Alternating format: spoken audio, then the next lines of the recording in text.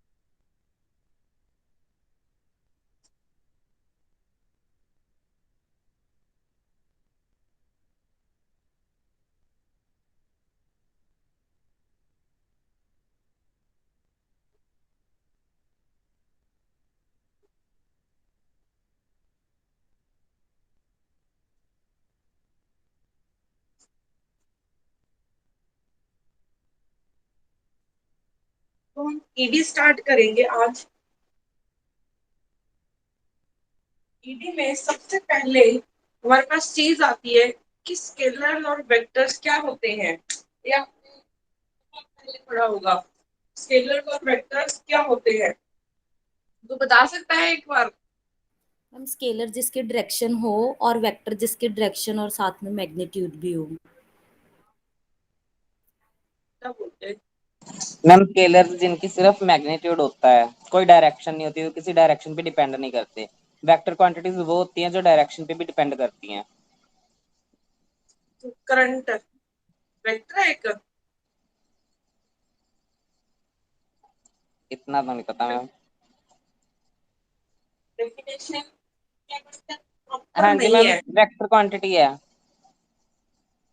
Current हम देखो कहते हैं ना एक। Current flowing in close loop is zero. नहीं मैम, वेक्टर स्केलर क्वांटिटी है करंट। देखो, स्केलर ऐसी क्वांटिटीज होती हैं जिनको डिफाइन करने के लिए, ये जिनको हमें डिफाइन करने के लिए मैग्नीट्यूड की जरूरत पड़ती है। ठीक है? तो स्केलर का सिर्फ मुझे मैग्नीट्यूड अगर पता चल गया तो वो क्वांटिटी डिफाइन हो जाएगी। ठीक है। बट वेक्टर क्वांटिटीज ऐसी होती हैं जिनके जिनको डिफाइन करने के लिए, ठीक है, मुझे क्या है उसकी डायरेक्शन भी पता होनी चाहिए। जैसे आप लोग बोलो कि मैं कितनी वेलोसिटी से जा रही हूँ, मैं बोलूँ 5 वेलोसिटी से, तो वो प्रॉपर डिफाइन नहीं होगी। क्यों डिफाइन नहीं होगी? मुझे बताना पड़ेगा कि किस डायरेक्शन में। ठीक है, किस डायरेक्शन में, ईस्ट में जा रही हूँ, नॉर्थ में जा रही हूँ, वेस्ट में जा रही हूँ, किस डायरेक्शन में जा रही हूँ। तो कुछ चीजों को डिफाइन करने के लिए मुझे उसकी डायरेक्शन की जरूरत पड़ती है। जैसे हम शॉप से चीनी लेके आते हैं, ठीक है, शुगर लेके आते हैं, तो वो अब डायरेक्शन बताने की जरूरत नहीं है ना, सिर्फ मैग्नीट्यूड बोलते हैं कि 1 किलो दे दो, 2 किलो दे दो। ठीक है। तो कुछ चीजों को एक्सप्लेन करने के लिए मुझे सिर्फ मैग्नीट्यूड की जरूरत पड़ती है, उनको हम बोलते हैं स्केलर। और कुछ चीजों को हमें डिफाइन करने के लिए मैग्नीट्यूड और डायरेक्शन दोनों की जरूरत पड़ती है। अब ठीक है, इनको एक्सप्लेन करने के लिए मुझे मैग्नीट्यूड और डायरेक्शन दोनों की जरूरत पड़ी। बट साथ में एक चीज आती है, वो चीज क्या आती है? अगर ये क्वांटिटीज अगर ये क्वांटिटीज कौन सी क्वांटिटीज जिनको मैग्नीट्यूड एंड डायरेक्शन की जरूरत पड़ रही है, जैसे वेलोसिटी हो गया, फोर्स हो गया, बट साथ में ये जो हमारे एडिशन के लॉज हैं उनको फॉलो करती है। वेक्टर एडिशन के लॉज हैं उनको फॉलो करती है। वेक्टर एडिशन के लॉज कौन से हैं? एक है हमारे पास triangle law of vector addition, law of vector addition. एक है parallelogram, law of vector addition. हमारे पास दो लॉज होते हैं, एक triangle law of vector addition, और एक हमारे पास ये दिख नहीं रहा,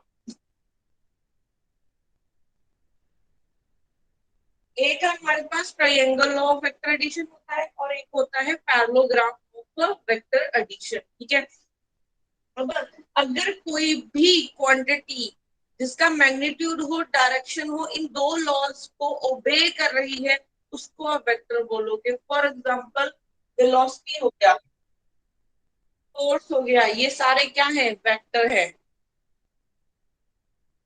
वेलोसिटी हो गया, फोर्स हो गया, ये सारे क्या है, वेक्टर क्वांटिटीज है। ठीक है, बट जो मैंने अभी बोला था करंट,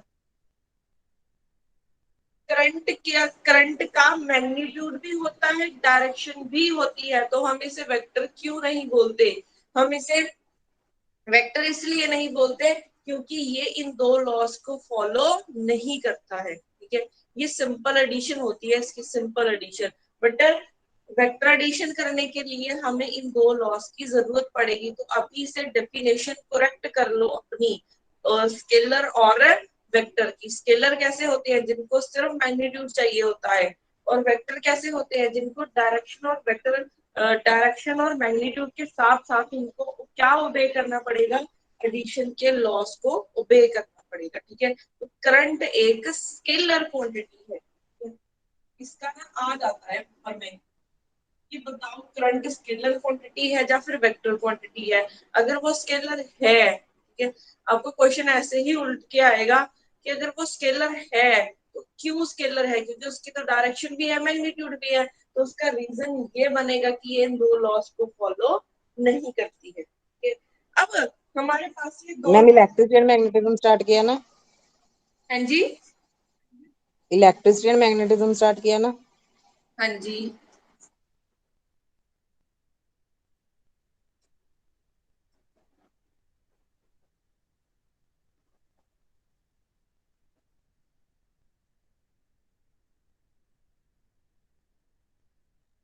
मैम दोनों लॉ फॉलो करने चाहिए। यस, दोनों लॉ फॉलो करने चाहिए। एक, अगर कोई अगर एक एक हो गया फॉलो तो कर रहा है तो दूसरा भी करेगा।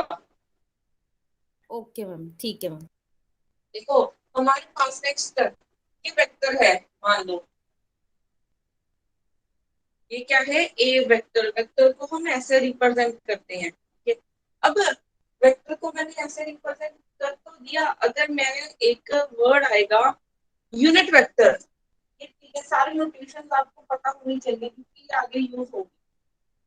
यूनिट वेक्टर क्या होता है, यूनिट वेक्टर डायरेक्शन बताता है, यूनिट वेक्टर डायरेक्शन बताता है। जैसे हम लिख देते हैं आई कैप, लिख देते हैं ना, या फिर जे कैप, या फिर के कैप, ये क्या होता है, डायरेक्शन बताता है। ठीक है, ये क्या होता है, डायरेक्शन बताता है। ये एक्स के अलोंग है, ये वाई की डायरेक्शन बता रहा है, ये जेड की डायरेक्शन बता रहा है। और यूनिट वेक्टर मतलब यूनिट, यूनिट का मतलब क्या है, जिसका मैग्नीट्यूड 1 हो उसको बोलते हैं यूनिट वेक्टर। ठीक है, तो अगर आपसे कोई पूछे कि यूनिट वेक्टर है क्या, तो आप बोलोगे वो वेक्टर जिसका मैग्नीट्यूड 1 हो उसको हम बोलेंगे यूनिट वेक्टर। ठीक है, यहाँ पे आ जाएगा वेक्टर। यूनिट वेक्टर को लिखते कैसे हैं, vector divided by its magnitude. ठीक है, किसी भी यूनिट वेक्टर को हम ऐसे लिखते हैं, vector divided by its magnitude. ठीक है, अब यूनिट वेक्टर है तो उसका मैग्नीट्यूड कितना होगा, 1। यहाँ पे मैं लिख सकती हूँ कि ए का मैग्नीट्यूड कितना हो जाएगा, 1। ठीक है, ये कॉमन सी चीजें हैं बट ये सारी चीजें आपको पता होनी चाहिए, ये बेस बनाएंगी ईडी का। ठीक है, मींस इलेक्ट्रिसिटी एंड मैग्नेटिज्म का, इलेक्ट्रोडायनामिक्स का ये बेस बनाएगी। अच्छा, अब हमारे पास यूनिट वेक्टर हो गया कि यूनिट वेक्टर को हम कैसे लिख सकते हैं, A vector divided by its magnitude, और इसका मैग्नीट्यूड कितना होता है, 1। तो अगर आप इसको देखोगे ना, आई कैप का, आई कैप का मैग्नीट्यूड कितना होगा, मींस आई वेक्टर का मैग्नीट्यूड कितना होता है, जे का 1 होता है, के का 1 होता है मैग्नीट्यूड। ठीक है, उसके बाद हमारे पास और कौन सी चीज आएगी, हम किसी का मैग्नीट्यूड कैसे फाइंड करेंगे।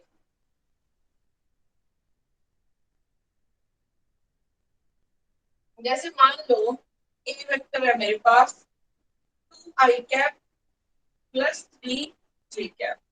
ठीक है, मेरे पास ये वेक्टर है, ये वेक्टर है 2i प्लस 3j। अब हमने इसका मैग्नीट्यूड फाइंड करना है। ठीक है, मैग्नीट्यूड कैसे फाइंड करेंगे?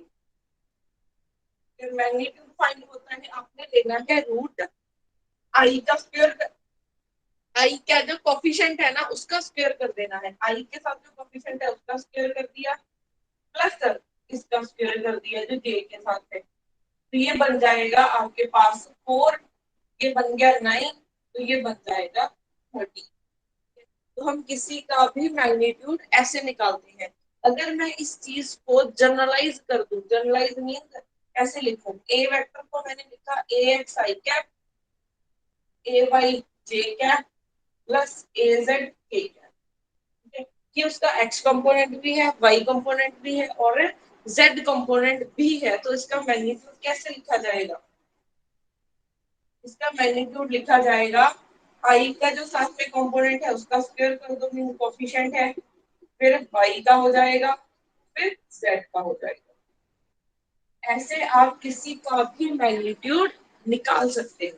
ठीक है, अच्छा ये निकालना आ गया सबको, मैग्नीट्यूड कैसे है समझ में आया? Yes yes ma'am. मैम। अच्छा, अब नेक्स्ट चीज करते हैं हम, किसी का भी resolution. Resolution means component form.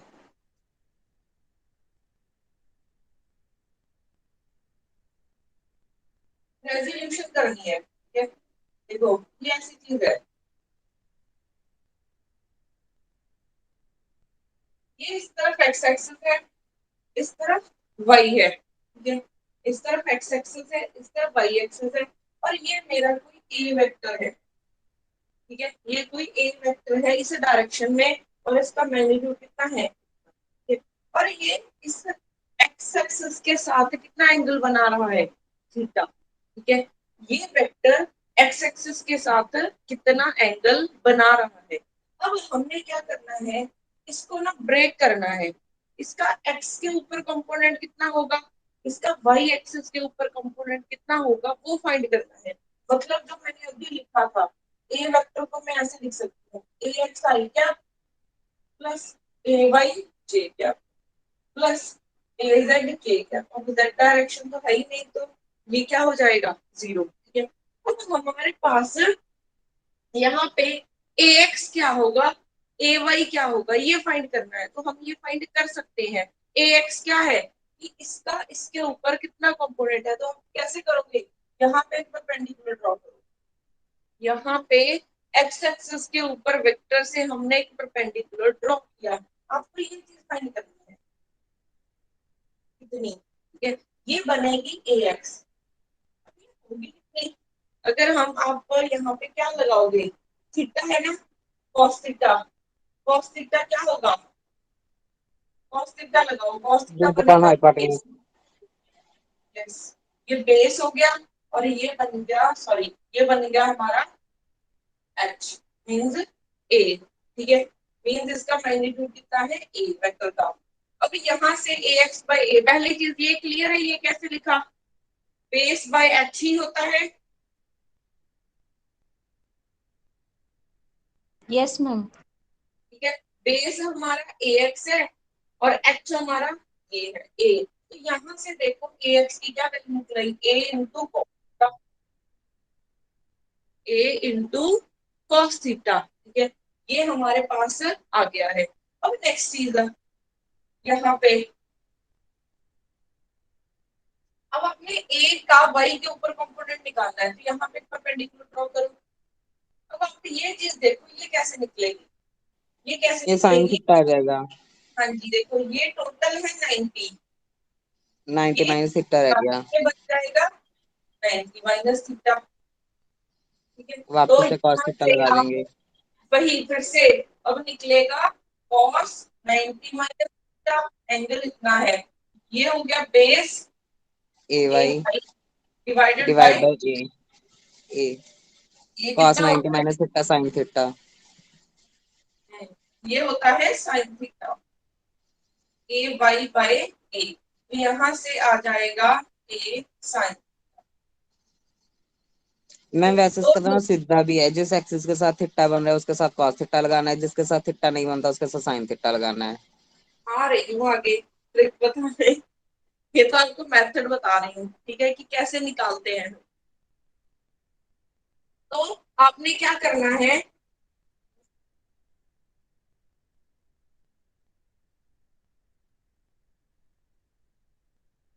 इस तरफ एक्स एक्सिस है, इस तरफ वाई है, ये वेक्टर है, ये एंगल बना रहा है थीटा, ठीक है। तो ये थीटा के साथ वाला मीन्स जिस एक्सिस के साथ थीटा थीटा बन रहा है वो क्या बनेगा, cos थीटा कंपोनेंट आएगा। ये आएगा a cos थीटा और ये बनेगा a sin थीटा, ठीक है। तो याद कर लो, ये कंपोनेंट हो गए। तो मैं a वेक्टर को कैसे लिख सकती हूँ, a वेक्टर को लिख सकती हूँ a cos theta I cap a sin theta j, ये लिख सकती हूँ, ठीक है। a cos theta I cap plus a sin theta j cap, ऐसे लिखा जा सकता है इसको। अच्छा, और हम क्या लिख सकते हैं, अच्छा एक चीज लिखो, वेक्टर्स ना, जो वेक्टर होते हैं उनकी प्रॉपर्टी बता रही हूँ आपको। वेक्टर्स लोकलाइज्ड होते हैं, मींस लोकलाइज्ड का क्या मतलब है कि आप वेक्टर्स को कहीं पे भी लेके जा सकते हो। कहीं पे भी लेके जाने का क्या मतलब है कि आप वेक्टर की डायरेक्शन और मैग्नीट्यूड चेंज किए बिना आप स्पेस में कहीं पे भी लेके जा सकते हो, ठीक है। याद कर लो, डायरेक्ट क्वेश्चन बनते हैं इसमें से, एक क्वेश्चन आया भी हुआ है। वेक्टर्स लोकलाइज्ड होते हैं, लोकलाइज्ड का क्या मतलब है कि वेक्टर की, ठीक है, वेक्टर की डायरेक्शन और मैग्नीट्यूड चेंज किए बिना हम उसको कहीं पे भी लेके जा सकते हैं, ठीक है। वेक्टर की डायरेक्शन और मैग्नीट्यूड चेंज किए बिना हम उसको कहीं पे भी लेके जा सकते हैं। तो यहाँ पे अगर सपोज कर लो, मतलब इसका क्या मतलब बना कि मैं इसको कहीं पे भी लेके जा सकती हूँ। मान लो ये एक्स एक्सिस है, ये वाई एक्सिस है, मेरा वेक्टर यहाँ पे था, ये तो ये वेक्टर यहाँ पे था, ए वेक्टर यहाँ पे था, ऊपर का ऊपर विजिबल नहीं दिख है रहा है, मैम, क्या हुआ, ऊपर का ऊपर नहीं दिख विजिबल नहीं रहा। है, ज्यादा विजिबल नहीं है, कट गया मैम थोड़ा सा।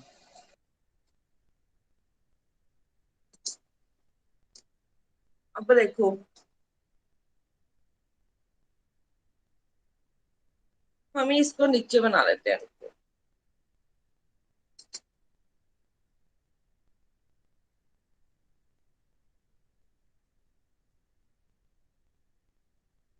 ये एक्स एक्सिस है, ये वाई एक्सिस है, ये कोई ए वेक्टर है,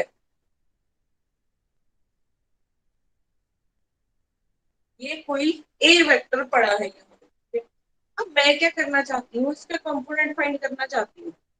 मैं इस ए वेक्टर के कंपोनेंट फाइंड करना चाहती हूँ, बट कंपोनेंट फाइंड कब होंगे, अगर ये ओरिजिन पे पड़ा होगा।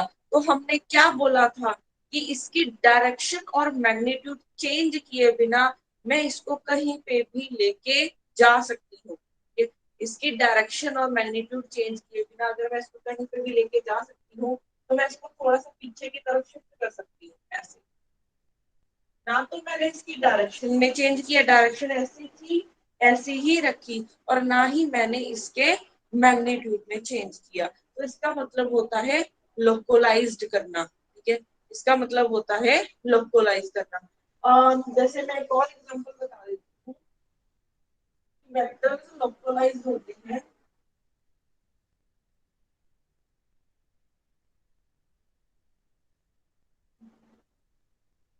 जैसे कि तीन वेक्टर है, ये ए वेक्टर है, ये बी वेक्टर है, ये सी वेक्टर है, ठीक है। आप इनको एक्स वाई जेड डायरेक्शन में कहीं पे भी फिक्स कर सकते हो। कैसे फिक्स कर सकते हो, मान लो ये है,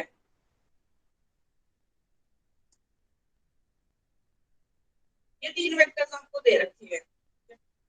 अगर आपने इसको एक्सिस पे फिक्स करना हो, लोकलाइजर उठा के ले जाओ, मैं इसको उठा के इस डायरेक्शन में रख रही हूँ, ऐसे रख दिया। ए वेक्टर, ठीक है।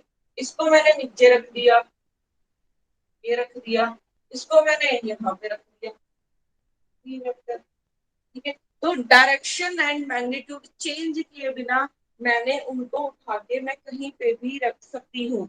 इसका मतलब होता है कि वेक्टर्स लोकलाइज्ड होते हैं, ठीक है। ये इंपॉर्टेंट चीज है, ठीक है।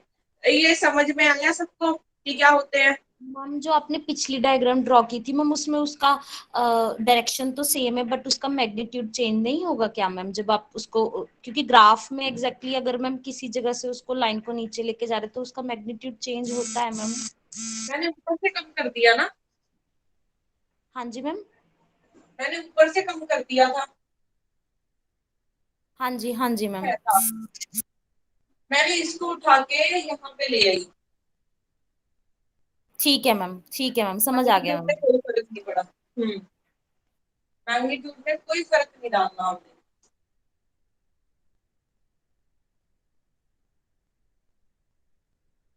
अब आपको वेक्टर तो पता चल गया होगा, ठीक है, कि क्या होते हैं। अब हमारे पास नेक्स्ट आती है, इनका अगर हम प्रोडक्ट करें, ठीक है, दो वेक्टर्स का अगर हम प्रोडक्ट करें तो प्रोडक्ट भी दो वे से हो सकता है, एक स्केलर प्रोडक्ट होता है और एक क्रॉस प्रोडक्ट होता है।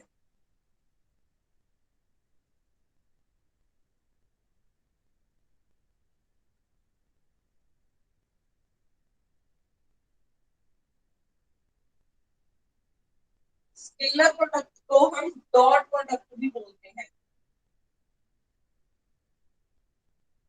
और इसको हम क्या बोलते हैं,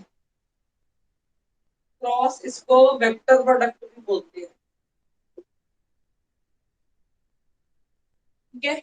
अगर इसको स्केलर प्रोडक्ट बोला जाता है तो इसको वेक्टर प्रोडक्ट बोला जाता है, अगर इसको डॉट प्रोडक्ट भी बोल सकते हैं तो इसको क्रॉस प्रोडक्ट भी बोल सकते हैं, ठीक है।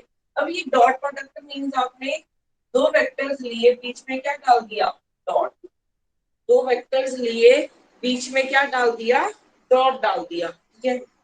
यहाँ पे क्या होगा, क्रॉस डालना है आपने, यहाँ पे क्या डालना है, क्रॉस। अब ये डॉट प्रोडक्ट होता किसके इक्वल है, आपने क्या करना है, ए का मैग्नीट्यूड लेना है, बी का मैग्नीट्यूड लेना है, साथ में क्या आता है, कॉस ऑफ थीटा। अब ये थीटा क्या है, थीटा एंगल है, थीटा क्या है, एंगल है बिटवीन ए एंड बी।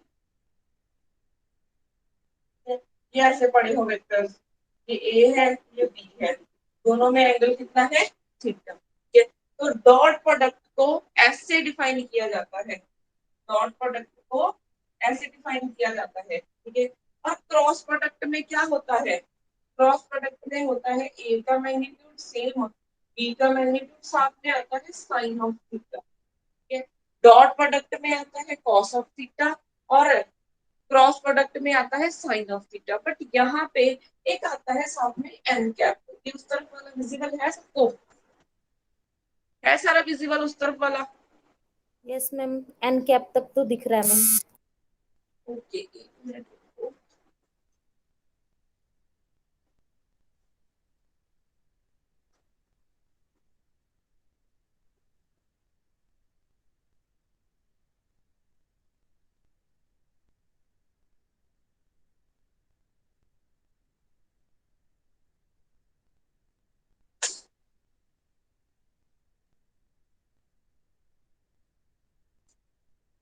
अब यहाँ पे एक चीज देखो, ए डॉट बी, ये मैंने कर दिया। अब इस तरफ क्या आया है, ये एक स्केलर चीज बन गई क्योंकि मैग्नीट्यूड है, ठीक है। ये क्या बन गई, एक स्केलर चीज है और ये भी एक स्केलर है, ये तो ऑलरेडी स्केलर है। तो हमारे पास जो रिजल्ट निकल के आया है, डॉट प्रोडक्ट का जो रिजल्ट निकल के आया है वो क्या आया है, एक स्केलर आई है चीज, ठीक है। जो डॉट प्रोडक्ट का रिजल्ट निकल के आया है वो क्या आया है, वो स्केलर आया है, तभी इसको क्या बोला जाता है, स्केलर प्रोडक्ट, कि जो आंसर आएगा वो एक स्केलर आएगा।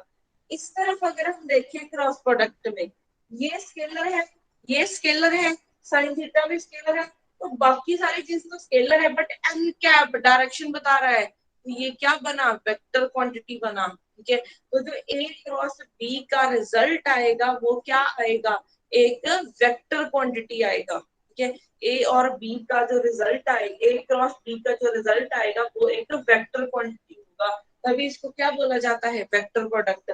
इसको क्यों बोला जाता है स्केलर प्रोडक्ट, क्योंकि आंसर क्या आएगा, स्केलर आएगा। अब एक सबसे इंपॉर्टेंट चीज और क्या है, ये जो एन कैप है, ठीक है, मैं बोल रही हूँ कि ये वेक्टर है, जो रिजल्ट है वो वेक्टर है, तो ये एन कैप है वो किसकी डायरेक्शन में होगा, ठीक है। एन कैप किसकी डायरेक्शन में होगा, एन कैप क्या होगा, एन कैप होता है डायरेक्शन, इसकी डायरेक्शन होती है perpendicular the, perpendicular to the plane containing A and B। A and B जिस प्लेन में पड़े हैं, ठीक है, मान लो ये मेरा प्लेन है, मेरा हाथ क्या है, प्लेन है, इस जो ए एंड बी है ना, दोनों इस प्लेन में पड़े हैं, तो जो एन कैप है उसके परपेंडिकुलर डायरेक्शन में होगा, ये मार्कर की डायरेक्शन में क्या होगा, हमारे पास एन कैप होगा। जैसे सबसे अच्छी एग्जांपल है, अपने रूम का फैन देखो, सबके रूम में फैन चल रहा होगा, ठीक है। आप फैन को देखो, जो फैन के जो फर है वो ऐसे ऐसे घूम रहे हैं, वो क्या है, एक प्लेन बना रहे हैं, ठीक है। जो ऊपर डंडा खड़ा है ऐसे है, ये ऐसे चल रहा है, ठीक है। ये जो फैन है, फैन के जो फर ये ऐसे ऐसे घूम रहे हैं, वो क्या है, ए और बी का प्लेन बना रहे हैं, और ये जो डंडा खड़ा है ऐसे, ठीक है, वो क्या है, एन के आपकी डायरेक्शन बताएगा, ठीक है। हम इसको और भी अच्छे से समझ सकते हैं, वो क्या है, वो ऐसे समझते हैं हम,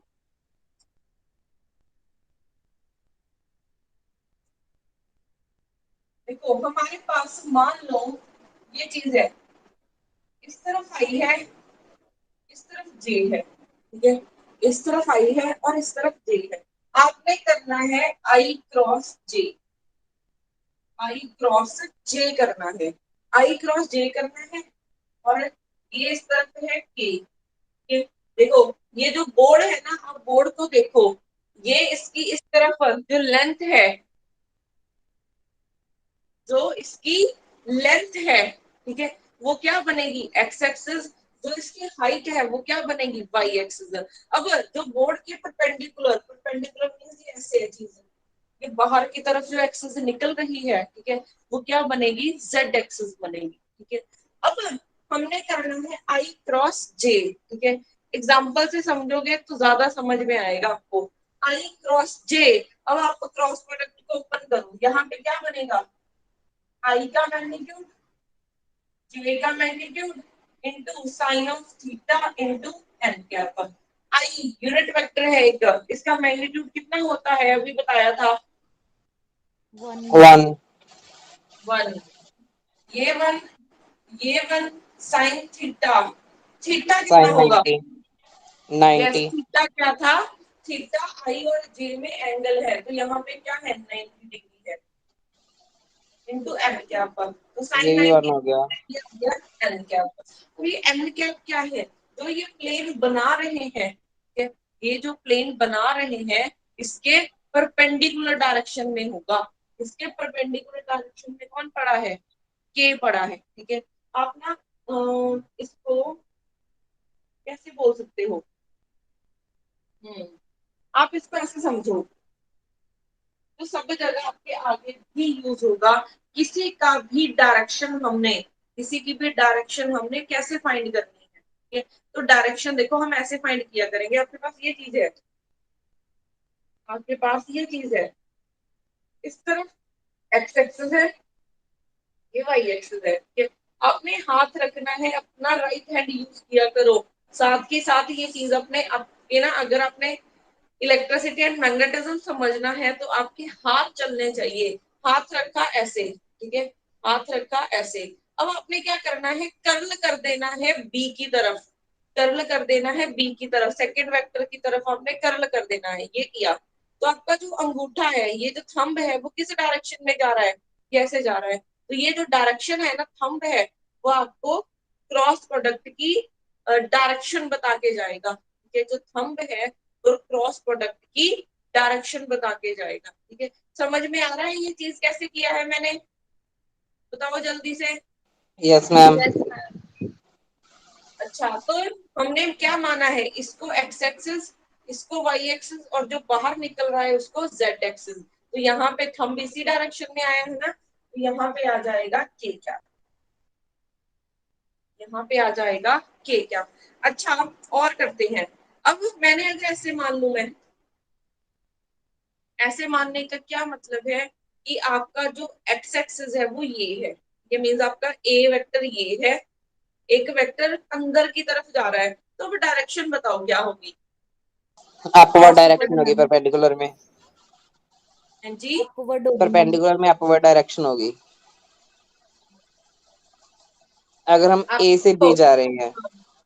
देखो, आप अपने हाथ को ऐसे रखा, जो फर्स्ट है ना उसकी डायरेक्शन में हाथ रखा करो, आई की डायरेक्शन में। अब ऊपर की तरफ तो है नहीं वेक्टर, तो कर्ल ऊपर की तरफ थोड़ी करोगे, कर्ल आपने करनी है बी की तरफ पर। तो हाथ को ऐसे ले जाओ, आप कहीं पे भी ऐसे ऐसे लेके जा सकते हो। तो हमने हाथ को रखा ऐसे, तो ये कर्ल आए, कर रहा है अंदर की तरफ कर्ल, ठीक है, क्योंकि ये वाला वेक्टर अंदर की तरफ ही तो जा रहा है। तो ये थंब है वो क्या जा रहा है, ऊपर की तरफ जा रहा है। तो थंब हमें डायरेक्शन बताएगा क्रॉस प्रोडक्ट की। तो थंब ऊपर की तरफ है तो डायरेक्शन ऊपर की तरफ होगी, ठीक है। तो ऐसे हम किसी का भी फाइंड कर सकते हैं। तो यहाँ पे हमारे पास कंक्लूजन क्या निकलता है, आपको डायरेक्ट क्वेश्चन बन सकता है कि एन कैप किस डायरेक्शन में होगा, एन कैप किस डायरेक्शन में होगा, ये जो प्लेन बना रहे हैं ना ए बी, उसकी परपेंडिकुलर डायरेक्शन में होगा।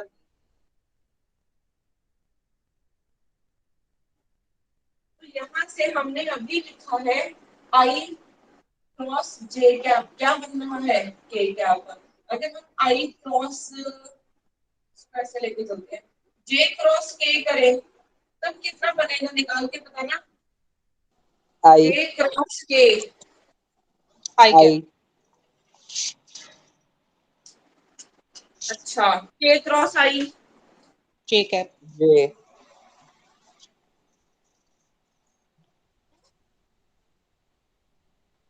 क्या बोला था जितेंद्र। जे कैप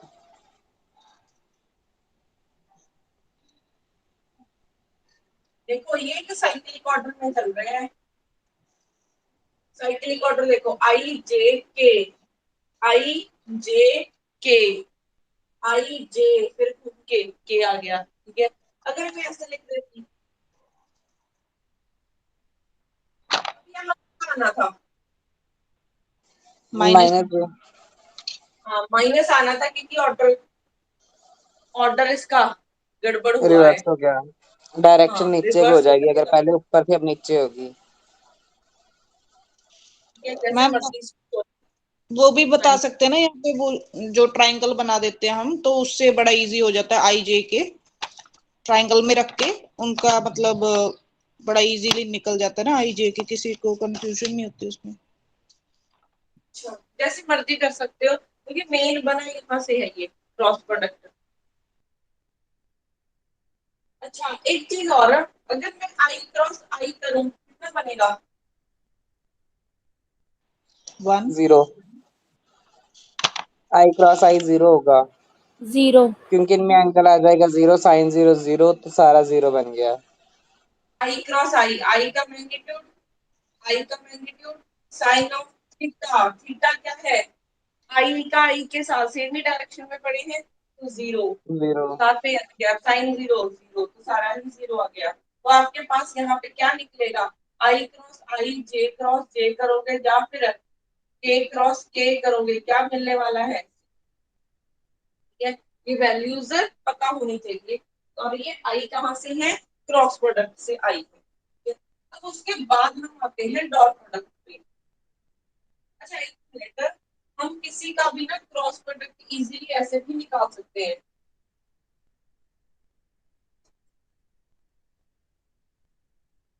जैसे मान लो ए वेक्टर आपके पास है 2i cap plus 3j cap plus 2k cap, B vector है I cap plus J cap plus 2k cap.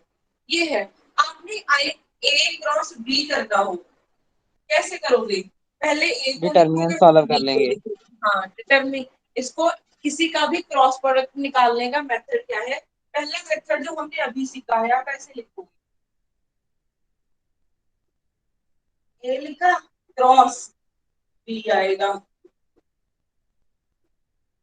आप एक एक का करोगे, इसका इसके साथ, इसका इसके साथ, इसका इसके साथ, फिर इसका इसके साथ, इसका इसके साथ, इसका इसके साथ, 9 कंपोनेंट्स बन जाएंगे। ठीक है, तो ये थोड़ा सा लेंथी है, तो हम इसका सेकंड मेथड देखते हैं। आपने ये वाला मेथड अप्लाई नहीं करना है क्रॉस प्रोडक्ट निकालने के लिए। आपने कौन सा मेथड अप्लाई करना है? डिटर्मिनेंट यूज करो। ठीक है, डिटर्मिनेंट क्या यूज, कैसे यूज करना है? यहाँ पे लिखोगे आई कैप, यहाँ पे लिखोगे जे कैप, यहाँ पे लिखोगे के कैप। सबसे पहले ए क्रॉस बी कर रहे हो तो पहले ए के आएंगे फिर बी के आएंगे। अगर आप बी क्रॉस ए कर रहे होते यहाँ पे बी, यहाँ पे ए। अब आपने करना है ए के कंपोनेंट लिखो। आई का कितनी है? 2 3 2। ठीक है, मींस आई के नीचे ए के कोफिशिएंट लिख दो। आई का कोफिशिएंट कितना है? 2, जे का 3, के का 2। ऐसे ही अब बी के कोफिशिएंट लिखो। आई का कितना है कंपोनेंट? 1, जे का 1, के का 1। क्या जाता है? अब हमने इसको सॉल्व करना है। कैसे सॉल्व के का करेंगे? 2 है ना मैम? जी के का कंपोनेंट 2 है ना, 1 1 2 नीचे वाली लाइन। हाँ, 1 1 1 2 है। यस, तो देखो डिटर्मिनेंट को सॉल्व कैसे करते हैं। ठीक है, हम ऐसे जाते हैं। फर्स्ट वाला लिया जाता है पॉजिटिव, सेकेंड लिया जाता है नेगेटिव, फिर पॉजिटिव, फिर नेगेटिव की ऐसी चलती जाती है लाइन। ठीक है, हमने लिखा आई कैप, हमने लिखा आई कैप। आई कैप पे लाइन लगा दो। आई कैप मींस आई कैप वाले को छोड़ दो, इसकी ही रो छोड़ दो, इसका ही कॉलम छोड़ दो। इसका ही रो छोड़ दिया, इसका ही कॉलम छोड़ दिया, तो बच्चे ये मल्टीप्लाई कर दो ऐसे। पहले इन दोनों को करोगे, 3 इंटू 2 6।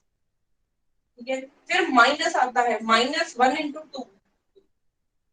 ठीक है, फिर यहाँ पे पड़ा है माइनस ऑफ जे।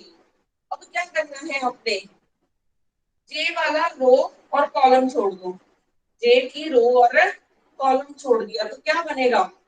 ये इसका कॉलम छोड़ दिया, ये इसकी रो छोड़ दी, तो हमारे पास ये बचा। तो 2 क्रॉस 2 4 -2, फिर आ जाएगा के।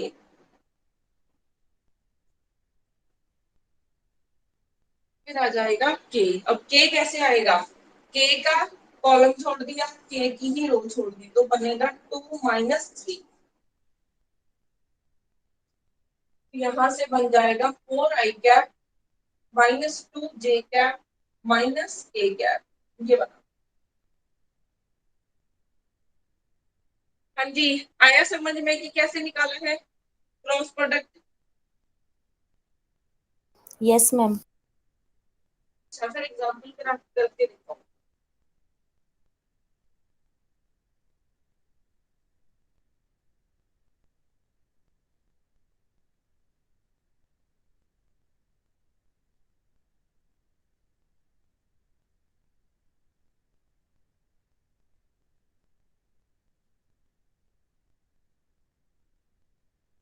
ए क्रॉस बी निकाल के बताओ जल्दी से।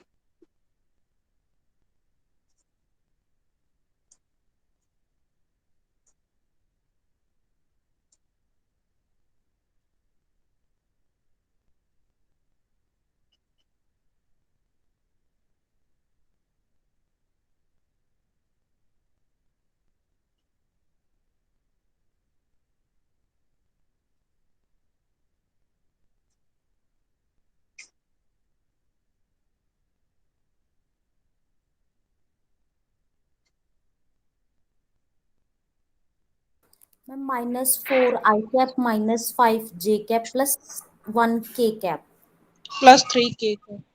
+3। सबकी आ रही है इतनी वैल्यू? Yes ma'am. हाँ जी मैम, एन में +3।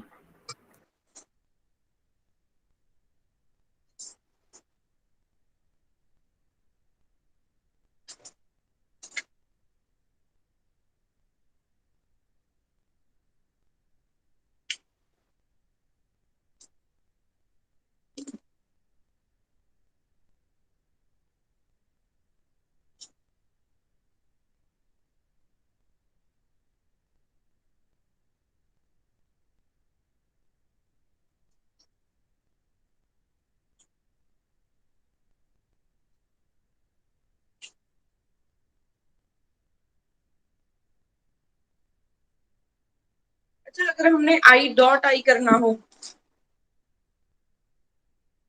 तो क्या होगा? उसमें कॉस थीटा कंसीडर होगा मैम डॉट प्रोडक्ट में। यस, कॉस थीटा होगा। उसमें क्या बनेगा?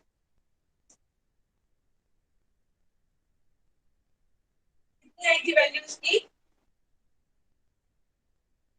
Ma'am 2i ma'am -4i -5j + 3k -4i -5j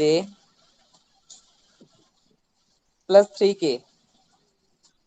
अंका की तो कुछ और आ रही थी।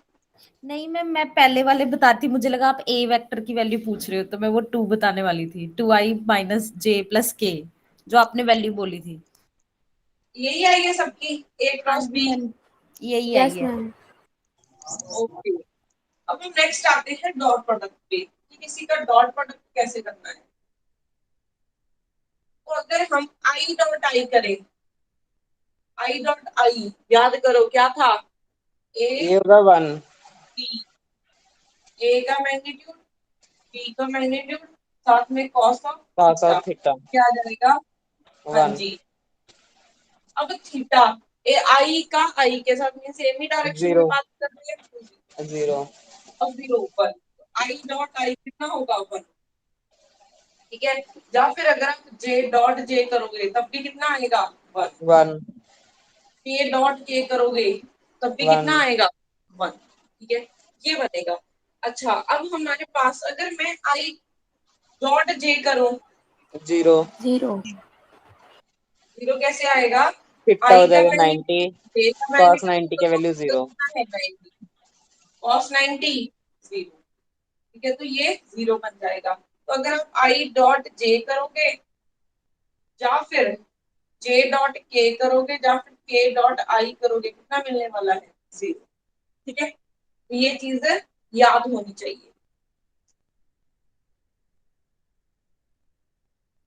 अब नेक्स्ट चीज, अगर मैं आपको ये दे दूं 2i cap plus 3j cap plus 5k cap, और बी वेक्टर दे दूं आई cap plus J cap plus 2k cap, हमने ए डॉट बी लिखना है, ए डॉट बी लिखना है, ये क्या होगा? तो आप ऐसे लिखोगे 2i cap plus 3j cap plus 5k cap dot I plus J plus 2k cap, ठीक है।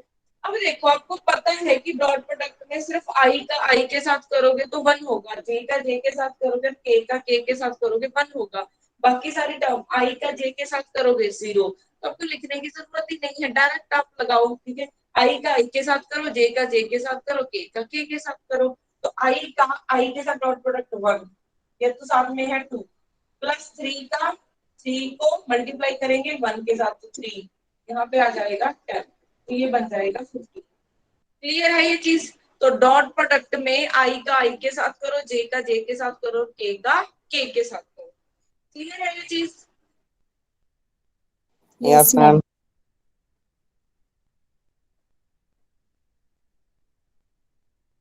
अच्छा, उसके बाद अच्छा, फिर मैंने वैसे यही लिखा होगा 2i cap plus 3j cap plus 4k cap, P vector है I cap plus J cap plus 2k cap. मुझे एंगल फाइंड करना हो, थीटा फाइंड करना हो, कितना होगा? ए और बी में एंगल फाइंड करना हो, कर सकते हैं? Yes yes. Ma'am.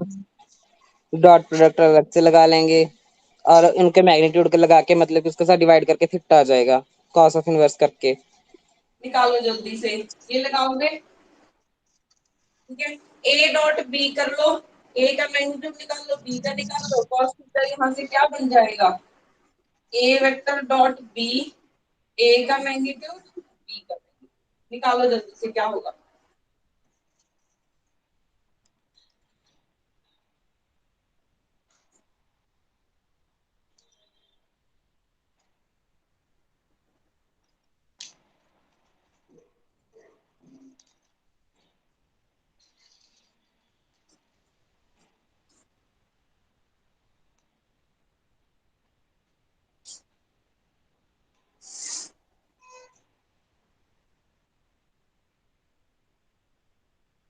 Theta is equal to cos inverse 13 by root 174 13 by root 174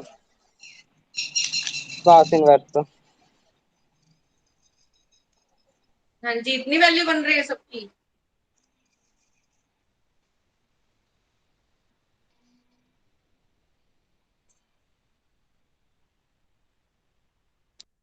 yes ma'am.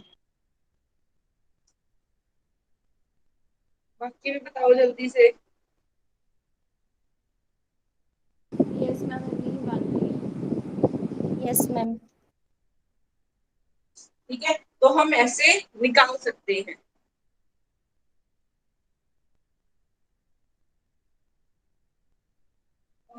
उसके बाद हमारे पास और कौन सी चीज आती है, किसी का भी ग्रेडियंट लेना।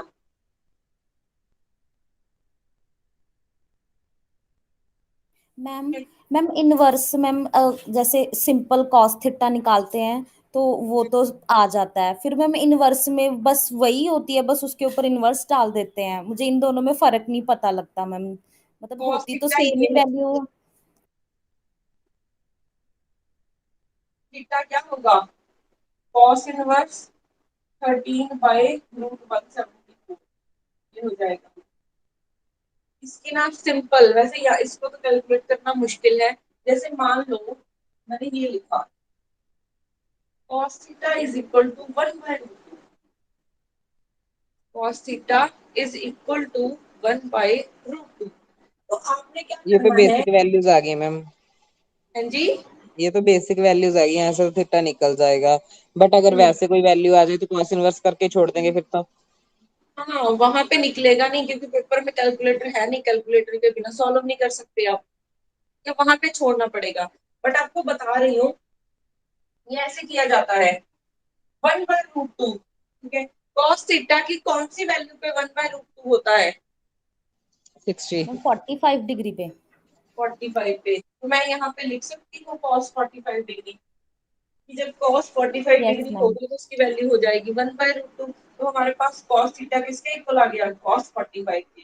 तो cos के साथ cos कैंसिल हुआ तो थीटा की वैल्यू आ गई 45। ऐसे कर सकते हो आप। ठीक है, ओके मैम। इनवर्स लेने की जरूरत नहीं है।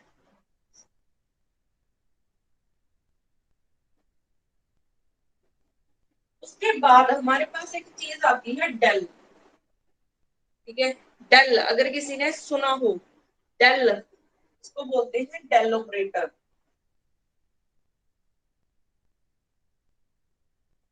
इसको हम लिखे ये एक वेक्टर होता है।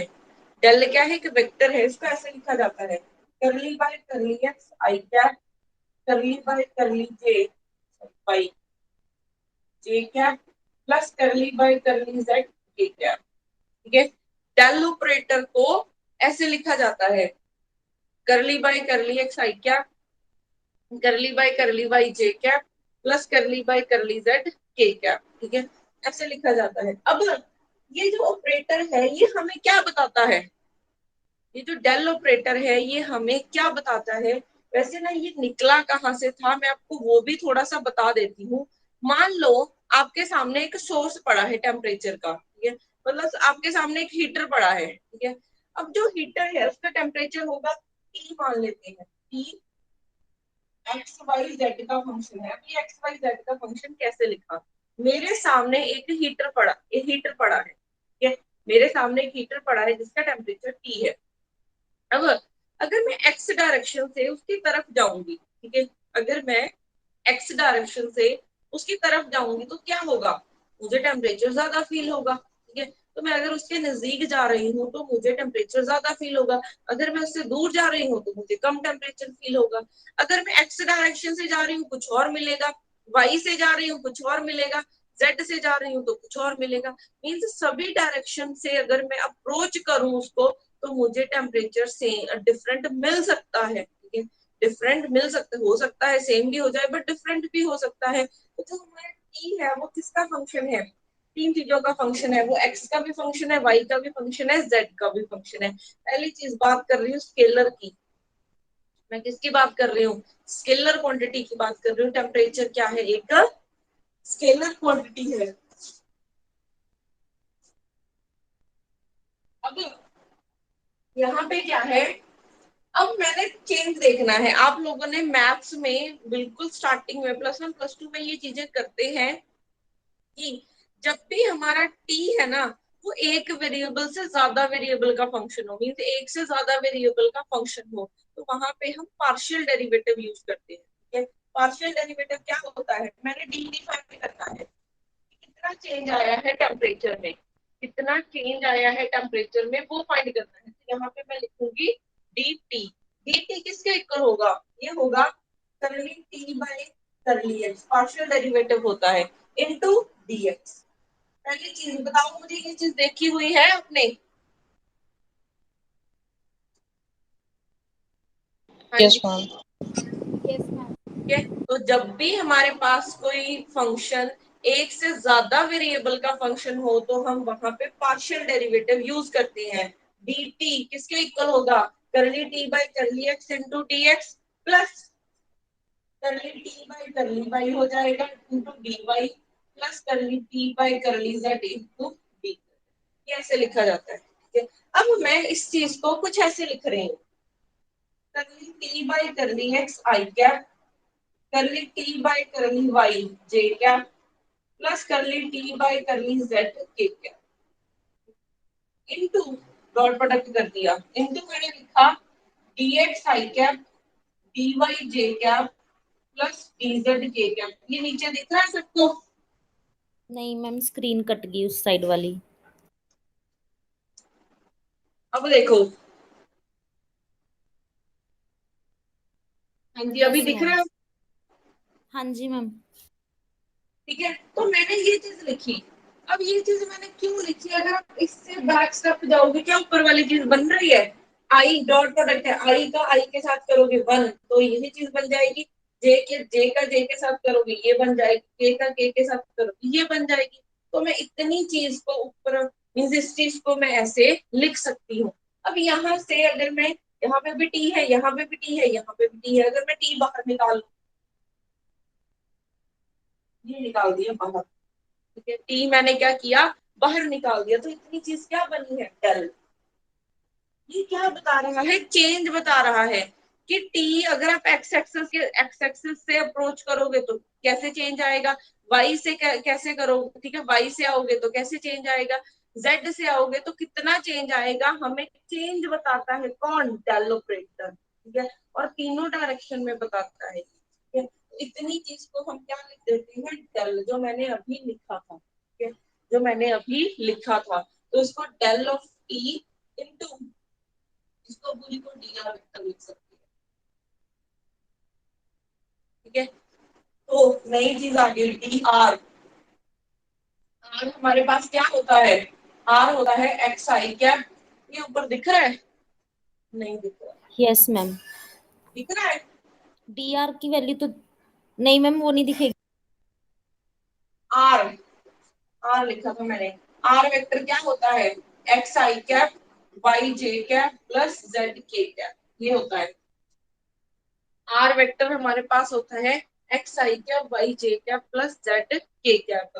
तो अगर आपने डी आर फाइंड करना है तो क्या होगा, डी की ले लो, D X I cap D Y J cap plus D Z K cap, ये बने। ठीक है, D X I cap D Y J cap plus D Z K cap, ये बनने वाला है आपके पास। अब और चीज, यहाँ पे मैंने ये लिख दिया, तो डी टी को हम क्या लिख सकते हैं, del of T into D R, ये लिख सकते हैं। ठीक है, तो मीन्स आपको ये चीजें याद नहीं रखनी, ये चीजें याद नहीं रखनी, ये तो मैं आपको बता रही हूँ ये कहाँ से निकल के आया है। तो डेल ऑपरेटर, डेल की वैल्यू याद करो, डेल कहाँ है, ये आपको सब कुछ छोड़ के डेल याद रखना है।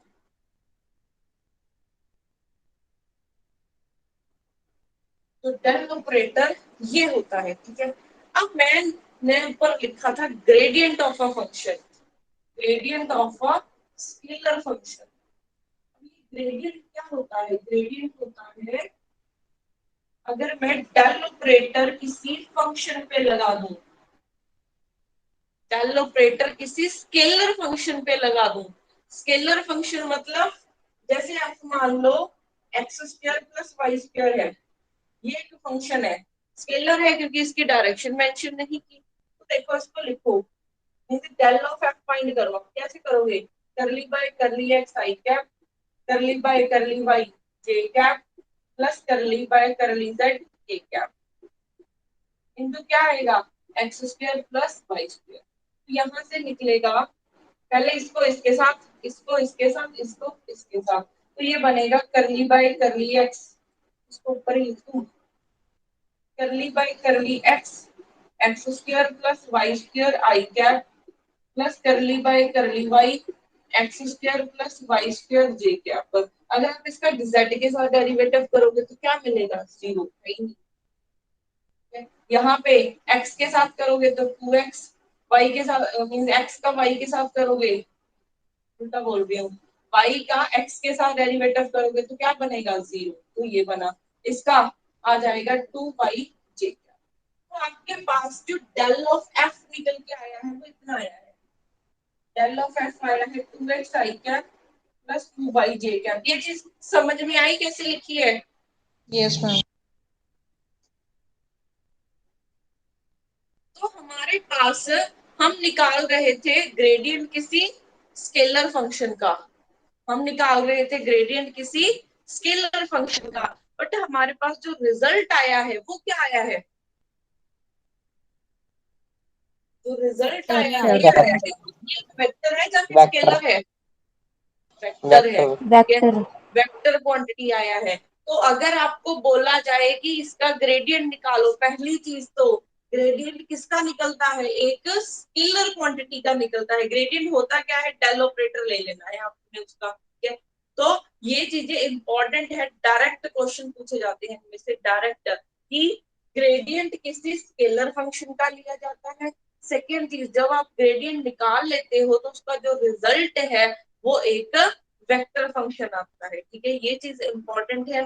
प्लस डेल किसके इक्वल होता है, डेल ऑपरेटर क्या होता है, ये आपको पता होना चाहिए। क्लियर है यहाँ तक सभी को?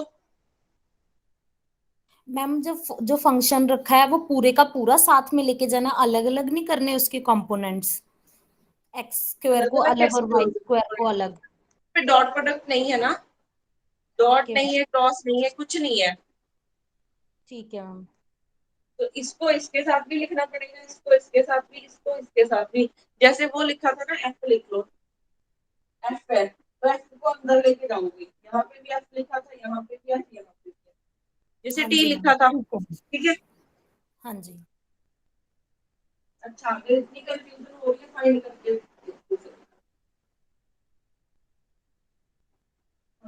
फाइंड कोई फंक्शन है, ये है 2x square plus 3y square plus 2z square. Del of find F, five find करो जल्दी से, डेल ऑफ फाइव फाइंड करो।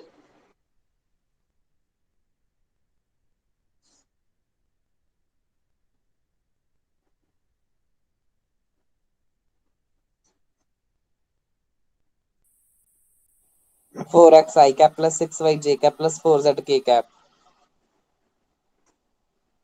4x i cap plus 6y j cap plus 4z k cap. आ रहा है सबका इतना?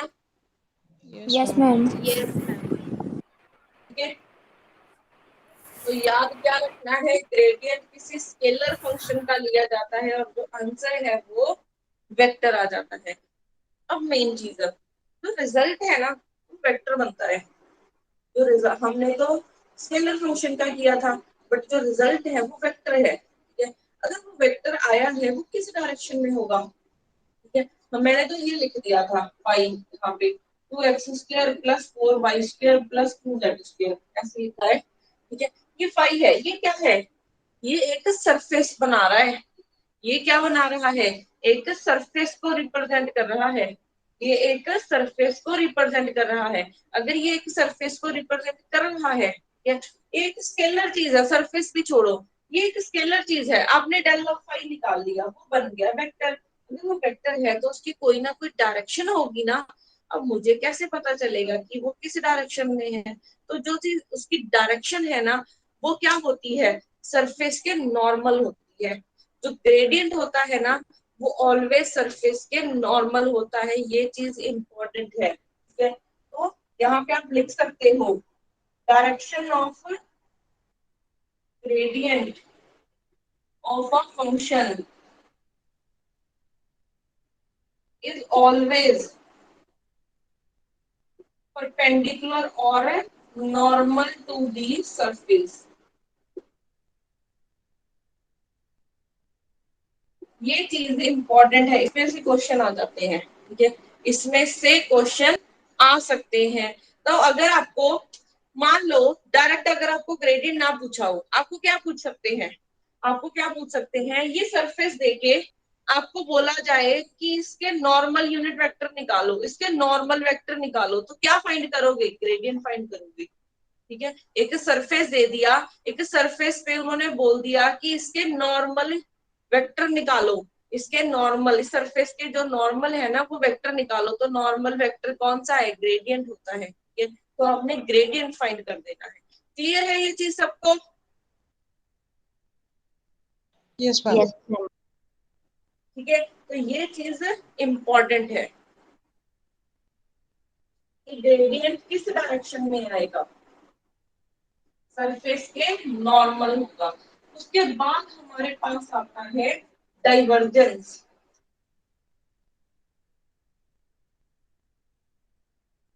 Divergence of a function, divergence क्या होती है, डाइवर्जेंस मींस आपने डेल डॉट प्रोडक्ट कर देना है डेल का किसी फंक्शन के साथ, जैसे मैंने ये कर दिया del dot A. Divergence means del का डॉट प्रोडक्ट करना है किसी फंक्शन के साथ। अब आपको ये भी पता है कि अगर आपने डॉट प्रोडक्ट करना है तो यहाँ पे कोई वेक्टर फंक्शन होना चाहिए, अगर आपने डॉट प्रोडक्ट करना है तो यहाँ पे कोई वेक्टर फंक्शन होना चाहिए, तो मैंने लिख दिया ए, ठीक है। तो ये कैसे होगा, करली by curly X I cap, del को लिख रही हूँ पहले, curly by curly X I cap, curly by curly Y J cap, curly by curly Z K cap, into A, A की क्या वैल्यू होगी, ए की वैल्यू होगी A X I cap A Y J cap plus A Z K cap, ये बनेगा, ये ए की value होगी, वैसे जनरलाइज लिख रही हूं मैं, A X I cap A Y J cap plus A Z K cap. तो अब यहाँ से हमारे पास, अब आपको पता है डॉट प्रोडक्ट हो रहा है इसके बीच में, तो आई का आई के साथ कर दो, वाई का वाई, जे का जे के साथ, का के साथ कर दो, तो क्या बनेगा, करली by curly x A x आ जाएगा, करली by curly Y A Y हो जाएगा, करली by curly Z A Z, ठीक है। आई का आई के साथ करोगे वन तो ए एक्स आ जाएगा, जे का जे के साथ करोगे तो ए वाई आ जाएगा, यहाँ पे ए जेड आ जाएगा, यही बनेगा। अब मुझे ये बताओ कि ये वेक्टर आया है या फिर स्केलर आया है, स्केलर क्वांटिटी है ये स्केलर आई है क्योंकि आई जे के तो दिख ही नहीं रहा, ठीक है, तो ये एक स्केलर क्वांटिटी आई है। अब डाइवर्जेंस में आपको क्या याद रखना है, डाइवर्जेंस होता है डेल डॉट कोई भी फंक्शन का, तो डाइवर्जेंस ली जाती है किसी वेक्टर फंक्शन की, डाइवर्जेंस किसी वेक्टर फंक्शन की ली जाती है, और जो रिजल्ट है वो क्या आना है, एक स्केलर फंक्शन आना है, ठीक है। ये चीज इंपॉर्टेंट है, डाइवर्जेंस किसी स्केल वेक्टर फंक्शन की ली जाती है, और जो रिजल्ट है वो क्या आ जाना है, एक स्केलर क्वांटिटी आ जाना है, ठीक है। जैसे ये फाइंड करो,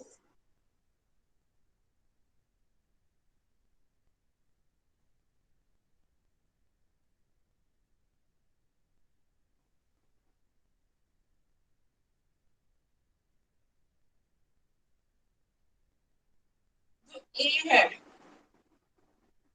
ए आपके पास क्या है, two I cap six J cap,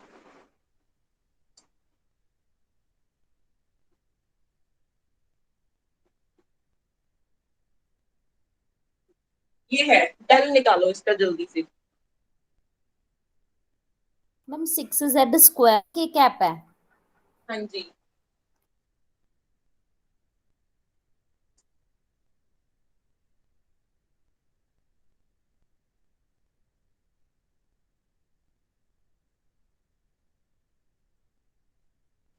4 + 12z।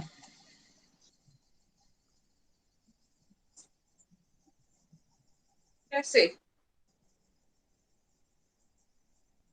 नहीं आएगी। 4 + 12z ही आएगा मैम। यही आएगा। यस मैम, यही आएगा। करली by curly X I cap curly by J cap plus curly by curly Z K cap into ये था 2x आई कैप 2y जे कैप प्लस 6z स्क्वायर के कैप। यहाँ से आई का i के साथ करोगे तो ये बनेगा करली बाय करली एक्स 2x जे का जे के साथ किया करली बाय करली y 2y प्लस z का z के साथ करोगे तो ये बन जाएगा 6z स्क्वायर। तो यहाँ से x के साथ डेरिवेटिव करोगे 2 y के साथ करोगे 2 ठीक है यहाँ पे बन जाएगा 12z। तो ये बना 4 + 12z। तो डाइवर्जेंस एक वेक्टर फंक्शन की ली जाती है और जो रिजल्ट है वो एक स्केलर बन जाता है। ये आ गया स्केलर। ठीक है तो ऐसे हम किसी की भी डाइवर्जेंस निकाल सकते हैं। अब उसके बाद हमारे पास नेक्स्ट चीज आती है क्रॉस प्रोडक्ट।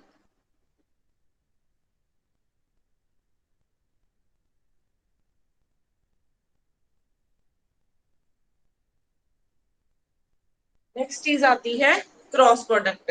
क्रॉस प्रोडक्ट आपने क्या नहीं सॉरी क्रॉस प्रोडक्ट नहीं लिखना था तो करवा दूंगी मैं आपको। बेसिकली हाँ जी ਬੇਸਿਕਲੀ ਫਿਰ ਮੈਮ ਗ੍ਰੇਡੀਐਂਟ ਤੇ ਡਾਇਵਰਜੈਂਸ ਦੇ ਵਿੱਚ ਫਰਕ ਤਾਂ ਇਹ ਹੋਇਆ ਕਿ ਡੈਲਟਾ ਦੋਨਾਂ ਵਿੱਚ ਹੀ ਆਪਰੇਟ ਹੋ ਰਿਹਾ। ਫਰਕ ਸਿਰਫ ਇਹੀ ਹੈ ਵੀ ਇੱਕ ਸਕੇਲਰ ਤੇ ਇੱਕ ਵੈਕਟਰ ਤੇ ਹੈ, ਉੱਥੋਂ ਹੀ ਫਰਕ ਪੈ ਰਿਹਾ ਨਾ ਇਕੱਲਾ।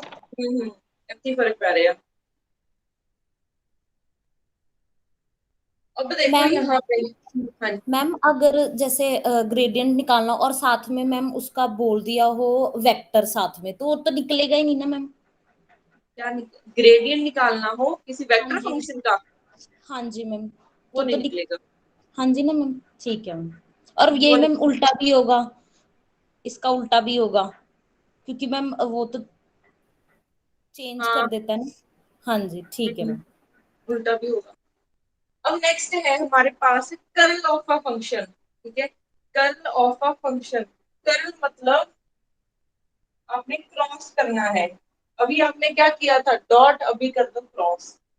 तो कर्ल है वो भी किसी वेक्टर फंक्शन की ली जाएगी। ठीक है कर्ल भी किसी वेक्टर फंक्शन की ली जाती है तो ये बनेगा। ठीक है तो आप कैसे लिखोगे इसको डिटर्मिनेंट से सॉल्व कर लेते हैं।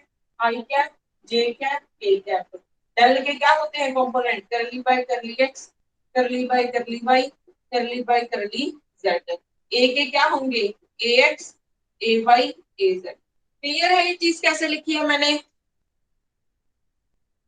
Yes ma'am. ठीक है अब आप इसको सॉल्व कर सकते हो। ठीक है अगर आप आई वाला लोगे बताओ मुझे जल्दी से क्या बनेगा लिख पाओ मैम डिटर्मिनेंट को सॉल्व करो।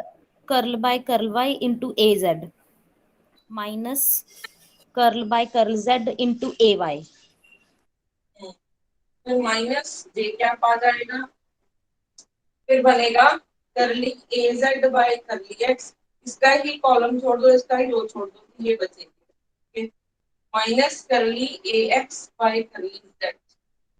फिर आएगा प्लस के बनेगा के वाला कॉलम छोड़ दिया रो छोड़ दिया ये वाले दोनों बचेंगे। ठीक है ये तो curly by A Y by A X X minus curly A X by curly Y ये बनेगा। ठीक है अब यहाँ पे आप एक चीज देखो जो रिजल्ट है वो क्या निकल के आना है वेक्टर आएगा या फिर स्केलर आएगा। वेक्टर वेक्टर क्योंकि आई जे के दिख रहे हैं यहाँ पे तो जो इसका रिजल्ट है वो क्या आना है वेक्टर। तो देखो क्वेश्चन इनमें से आपको कैसे आ सकते हैं या तो आपको सिंपल प्रोडक्ट करनी दे देंगे या फिर क्वेश्चन ऐसे घूम फिर के आएंगे कि ग्रेडियंट किसी स्केलर फंक्शन का लिया जाता है जो वेक्टर का जो रिजल्ट है वो क्या आएगा। डाइवर्जेंस किसका लिया जाता है उसका रिजल्ट क्या आता है। जो कर्ल है कर्ल मींस क्रॉस प्रोडक्ट करना है आपका आपने डेल का किसी फंक्शन के साथ तो कर्ल एक वेक्टर फंक्शन की ली जाती है प्लस जो उसका रिजल्ट है वो भी एक वेक्टर ही आता है। जो उसका रिजल्ट है वो भी एक वेक्टर ही आता है, ये ध्यान देने वाली बात है। ठीक है, अच्छा इसकी एग्जांपल करते हैं एक।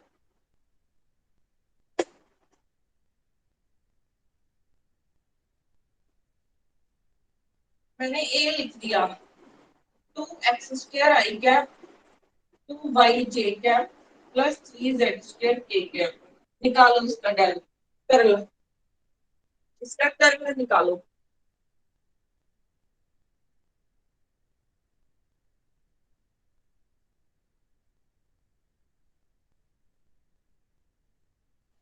जीरो आएगा मैम, जीरो बन रहा है, जीरो आएगा। तो नहीं पता जीरो बनेगा।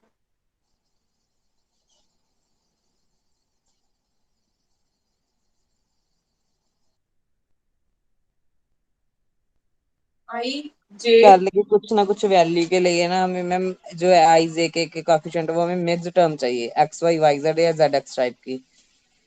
अगर ये मैं तो simple yes X ma'am. Y Z में है तो इसका कर्ल जीरो ही आएगा।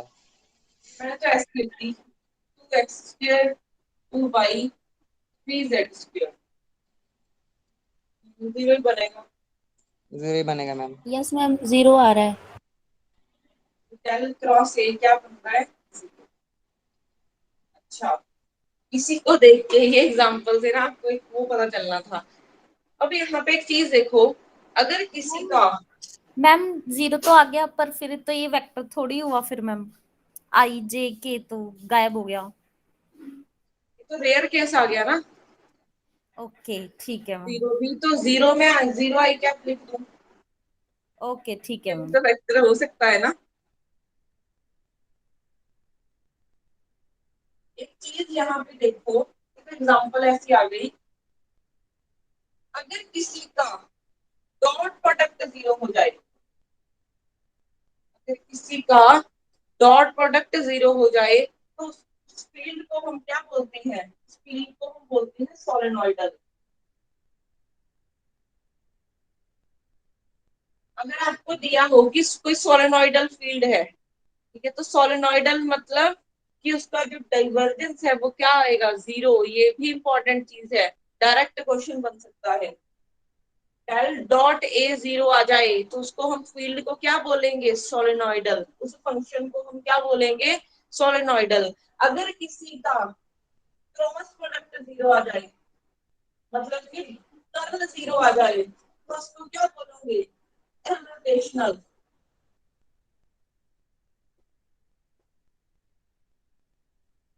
इर्रोटेशनल फंक्शन होगा वो। ये चीज इंपॉर्टेंट है कि अगर मैम किसी इररोटेशनल, जी, इररोटेशनल हाँ जी, मैम लेफ्ट तो क्योंकि सोलेनोइड मैम सोलेनोइडल फील्ड है और इरोटेशनल फंक्शन है। सोलेनोइडल भी फंक्शन ही होगा। मतलब फील्ड में इसको ही बोल रही हूँ, ए को, चाहे इरोटेशनल फील्ड बोल लो, तो मैं ए की ही बात कर रही हूँ। ओके फील्ड बोल लो, फंक्शन बोल लो, सेम ही चीज है। ठीक है, मैम लेफ्ट साइड वाले को क्या बोलेंगे? Del cross A vector ma'am. Curl curl curl. Ma'am जब क्रॉस यूज करना है तो हमने कर्ल बोलना है ना। यस, अगर आपने डेल का क्रॉस प्रोडक्ट करना है किसी के साथ तो वो कर्ल बोला जाएगा। अगर डेल का डॉट करना है तो वो डाइवर्जेंस बोला जाएगा। या मैम ग्रेडियंट भी बोल सकते हैं ना, नहीं, डाइवर्जेंस ही। ग्रेडियंट में ना फंक्शन कुछ भी नहीं होता, स्केलर होता है। ग्रेडियंट ये ठीक है होता मैम। है। Okay okay ma'am. ठीक है, अगर आपको पेपर में कहीं बोला गया हो कि डाइवर्जेंस करो तो क्या करोगे? डेल का डॉट प्रोडक्ट कर दोगे उसके साथ। अगर आपको बोला जाए कर्ल करनी है तो कर्ल कैसे करो? तो ये कर दोगे, डेल की ही होती है। ठीक है, डेल का ही साथ में करना है यहाँ पे। अच्छा, अब यहाँ पे मैंने इसको रोटेशनल क्यों बोलना है? इररोटेशनल मींस रोटेशन नहीं कर रहा। कर्ल का क्या मतलब होता है? कर्ल का मतलब होता है कि कोई फंक्शन घूम रहा है, कोई फंक्शन घूम रहा है, ठीक है, कर्ल कर रहा है। ठीक है, कर्ल करने का मतलब जैसे मैग्नेटिक फील्ड है, हम आगे करेंगे, ठीक है, जैसे अपना फैन देखो, अपना क्या वो कर्ल कर रहा है, क्या वो घूम रहा है, एक क्लोज पाथ बना रहा है, जो आपके रूम का फैन है, बताओ। Yes ma'am.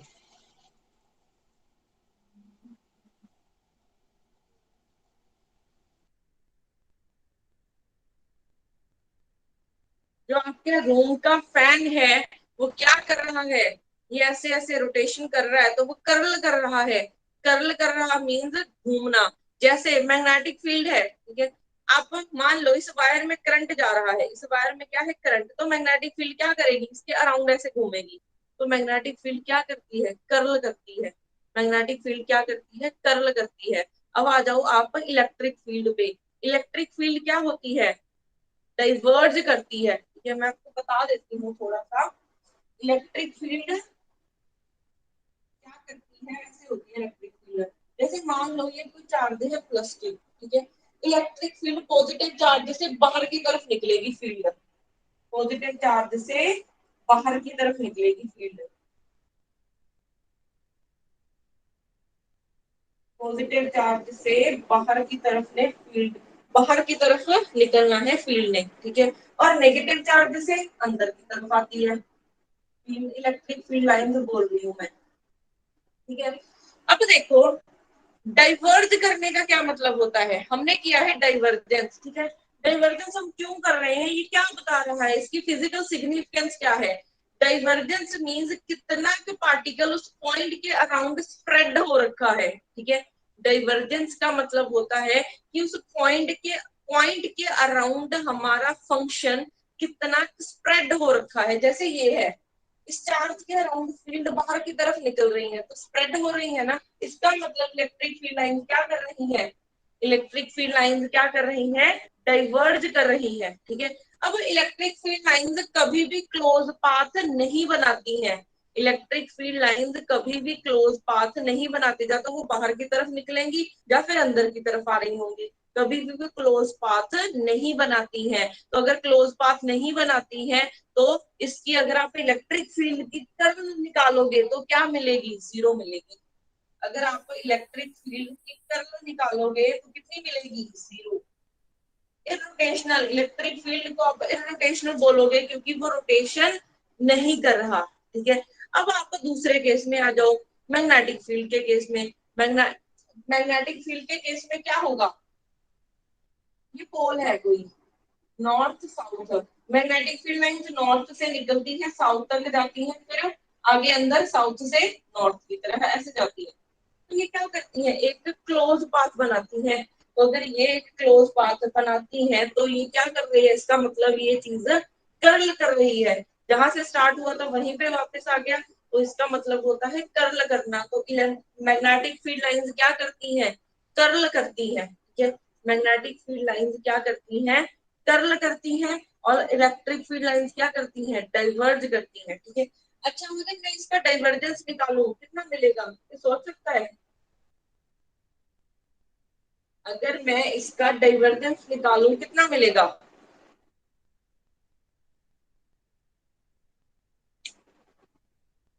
Zero ma'am, magnetic क्योंकि जीरो। सोलेनोइडल की तरह एक्ट करेगा ना मैम। नहीं, हाँ सोलेनोइडल। जी, सही बोल रहे हो। मैम सोलेनोइडल डेल से नहीं होगा डॉट, कनेक्ट। वो तो ठीक है डेल मैम, जीरो आ डॉट गया। पर मैम सोलेनोइडल कैसा होगा? Solenoidal means field. होएगा मतलब मैम नहीं नहीं, एक्चुअली सोलेनोइडल पता क्या होता है, सोलेनोइडल हम चीज करेंगे। मैम एक टाइम पे मैग्नेट को बोल सकते हैं कि वो सोलेनोइडल की तरह, क्योंकि उसकी सारी इलेक्ट्रिक जो मैग्नेटिक फील्ड है वो पैरेलल हो जाएंगी, तो बोल सकते हैं ना उसको हाँ बोल सकते हो। कि कभी तो होगा कि वो पैरेलल होंगी एक दूसरे के। वो सोलेनोइडल पैरेलल ये होता है। सोलेनोइडल मतलब कि उसकी डाइवर्जेंस जीरो है, वो डाइवर्ज नहीं कर रहा, डाइवर्ज नहीं कर रहा, उसकी फील्ड ऐसे जाती है, ऐसे घूमती रहती है, कर रहा होता है वो फंक्शन। ठीक है मैम। फिर तो सोलेनोइडल फील्ड ही हो गया ना। हाँ जी, सोलेनोइडल फील्ड ही हो गया वो, ठीक है। तो ये चीजें पता होनी चाहिए। क्लियर है मैंने क्या क्या बोला है, इलेक्ट्रिक फील्ड लाइंस क्या करती हैं, डाइवर्ज या फिर कर्ल? डाइवर्ज करती है मैम। डाइवर्ज करती हैं। और मैग्नेटिक फील्ड लाइन कन्वर्ज करती हैं, कर्ल करती हैं। कर्ल करती हैं, डाइवर्ज नहीं करती हैं वो, ठीक है। तो ये चीजें इंपॉर्टेंट है।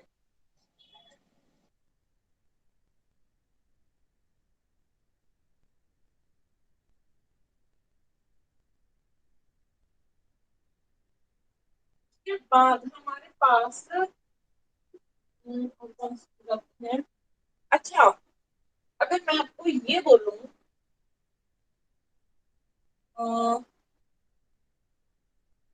कर्ल ऑफ ग्रेडियंट, एक ना चीज होती है, अगर मैं लूं कर्ल ऑफ डाइवर्जेंस या फिर डाइवर्जेंस ऑफ कर्ल, इसका मैम क्या कर्ल ऑफ मतलब है? डाइवर्जेंस तो 0 हो जाएगा। इसका उल्टा क्योंकि बोलते हैं। डाइवर्जेंस है मैम, वो स्केलर क्वांटिटी है। कर्ल करना है तो हमें क्रॉस प्रोडक्ट करना है, क्रॉस प्रोडक्ट तो स्केलर क्वांटिटी के साथ एग्जिस्ट ही नहीं करेगा। आप इस चीज को ना ऐसे भी सोच सकते हो, देखो कर्ल करना है डाइवर्जेंस का, कर्ल मतलब डेल क्रॉस करना है, किसका, डाइवर्जेंस का, तो डेल डॉट किसी भी एक फंक्शन का। अब यहाँ पे डाइवर्जेंस ऑफ कर्ल मतलब डेल डॉट हो गया डाइवर्जेंस, कर्ल मतलब डेल क्रॉस ए है। तो इन दोनों में से कौन सी चीज जीरो होगी? ऊपरली मैम। ऊपरली जीरो होगी। हाँ जी, क्योंकि डॉट प्रोडक्ट करके स्केलर आ जाएगा, स्केलर को जब हम किसी के स्केलर का क्रॉस प्रोडक्ट कर ही नहीं सकते, नीचे वाला एग्जिस्ट कर जाएगा, क्योंकि नीचे वाले में वो आ जाएगा वेक्टर, वेक्टर की डॉट प्रोडक्ट वेक्टर के साथ हो सकती है। बोल सकते हो डाइवर्जेंस ऑफ कर्ल, देखो ये चीज तो डिफाइन ही नहीं होगी, पहली चीज ये चीज तो डिफाइन ही नहीं होगी, क्योंकि यहाँ पे क्या आ जाएगा, एक स्केलर आ जाएगा, फिर स्केलर का क्रॉस प्रोडक्ट कैसे करोगे, ये चीज डिफाइन ही नहीं होगी। पहली चीज ये जीरो का तो कोई मतलब ही नहीं बनता, जीरो का तो कोई मतलब ही नहीं बनता, क्योंकि ये चीज डिफाइन ही नहीं होगी। बट यहाँ पे अगर आप देखोगे डाइवर्जेंस ऑफ कर्ल, एक चीज और भी आएगी, कर्ल ऑफ ग्रेडियंट। हाँ जी, बताओ, सोचो, डाइवर्जेंस करनी है कर्ल, जो कोई फंक्शन कर्ल कर रहा है, अगर कोई फंक्शन कर्ल कर रहा है, क्या वो डाइवर्ज करेगा? ये सोचो, अगर कोई फंक्शन कर्ल कर रहा है, क्या वो डाइवर्ज करेगा? नहीं करेगा। मैग्नेटिक फील्ड लाइंस सबसे बड़ी एग्जांपल है, मैग्नेटिक फील्ड लाइंस कर्ल कर रही होती है, क्लोज पाथ बना रही होती है, उसकी डाइवर्जेंस क्या होती है, जीरो होता है ना ये चीज। मैम ऐसे ही ना कि मतलब वो क्लोज पाथ में होती है तो वो ओपन पाथ तो फॉलो कर ही नहीं सकती हैं। हाँ, वो ओपन पाथ तो बना ही नहीं सकती, तो यहाँ पे ये चीज ऑलवेज जीरो रहने वाली है, ये तो डिफाइन ही नहीं होगी, ये ऑलवेज जीरो रहने वाली है। Divergence of curl always zero होता है, ये चीज इंपॉर्टेंट है, ठीक है। आप किसी कर्ल कर रहे फंक्शन का डाइवर्जेंस निकालने जाओगे, बस जीरो मिलेगा, ठीक है। अच्छा, एक और चीज है, कर्ल ऑफ ग्रेडियंट करोगे ये भी जीरो होता है,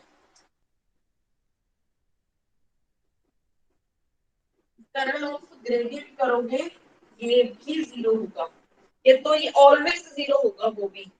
ये दो चीजें याद कर लो, पेपर में डायरेक्ट क्वेश्चन मिल सकते हैं, ठीक है।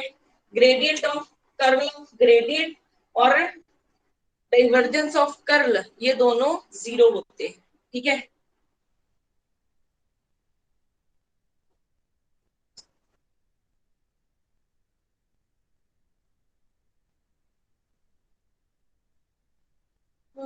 अच्छा, उसके बाद ना कल मैग्नेटिक फील्ड वाला हम स्टार्ट करेंगे, तो आज स्टार्ट नहीं करूंगी, बीच में स्टार्ट नहीं हो जाएगा खराब, नहीं तो कल हम थोड़ा सा ज्यादा टाइम लगाएंगे, ठीक है, याद रखना है ये चीज।